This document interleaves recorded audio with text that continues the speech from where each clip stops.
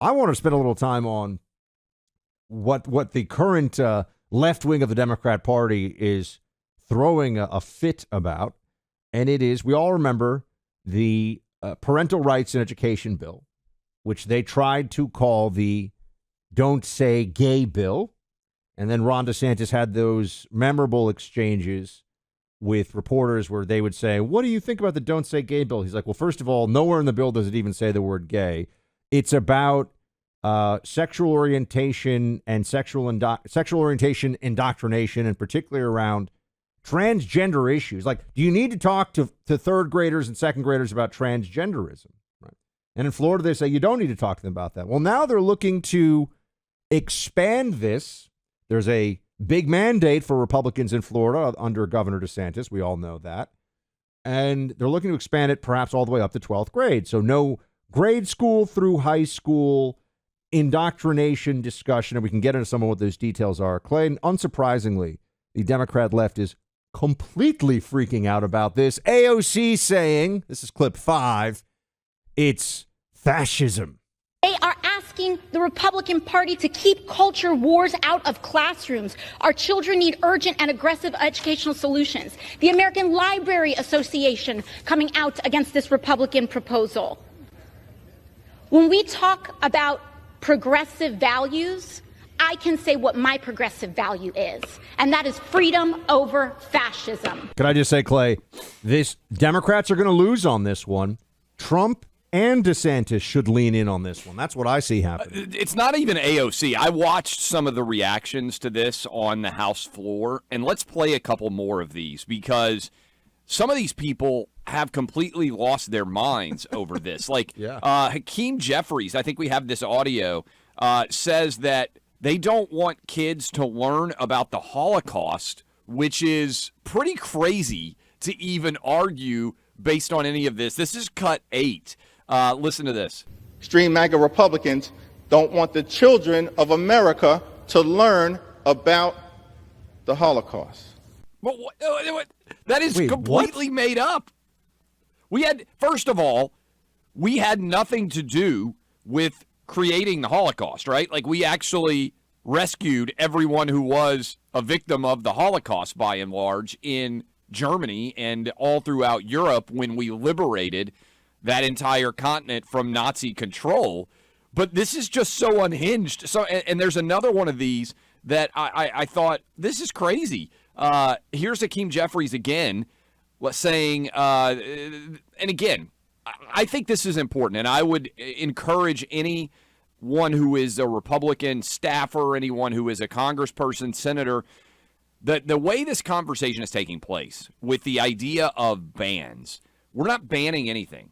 We're just discussing what's appropriate inside of school to be taught to school children, which is, to me, the essence of what parents should be deciding as it pertains to public education. But if you are listening to us right now and you think it's wildly important that your kids read about, and let's play cut 6 here, and you think it's incredibly important that your kids read books about gender identity and trans kids, no one is stopping you from sharing those books with your kids. Here's cut 6. Despite what they're saying, this is not a ban. This is not some sort of cancel culture universe. This is just a discussion about what's appropriate inside of schools. I want to ban a book called Melissa, a book describing, in very personal terms, the experience of a trans girl beginning to understand her identity. What's so dangerous about that? I was taught in my religion, growing up in the Cornerstone Baptist Church, that we are all God's children. Shouldn't we learn about all of God's children? That's what my religion teaches me. I mean, again, Buck, it's not a banning. It's not a banning. It's just whether or not it's in a school. Since he brought up his Baptist church, I'm just wondering, what would, if we went and asked Baptist ministers, what do you think about talking about pansexuality and transgenderism to 7-year-olds? I have a feeling the ministers would generally think that is inappropriate. Yeah. Right? Well, I mean, so Buck, it's not, to your point earlier, What I think Democrats learned very rapidly is how out of touch they are, not only with the Republican and independent parents in terms of what their thoughts are on this issue. But remember, Democrats actually supported this legislation all over the nation. So Democrats are fighting a battle that is not in any way supported even by their own party. And this is where I think they are ripe for a counterattack. We need to use the word banned and attack it more aggressively because it isn't actually occurring. The book is still out there. Anybody can buy it. They can get it for their kids. They can go rent it at a library, just not in a school. Right. Well, this would be like saying that, if you tried to prevent there from being they don't really exist anymore. But as a New Yorker, I remember that it was just such a blight. It was such a degradation of the city landscape. You had all these adult film stores all over the place, with big neon XXX and everything. If the argument, now you could say whether or not you want to ban them, that's a whole other conversation. But if you say they can't be within 100 yards of a school, that's not the same thing as saying you're banning, adult video content, right?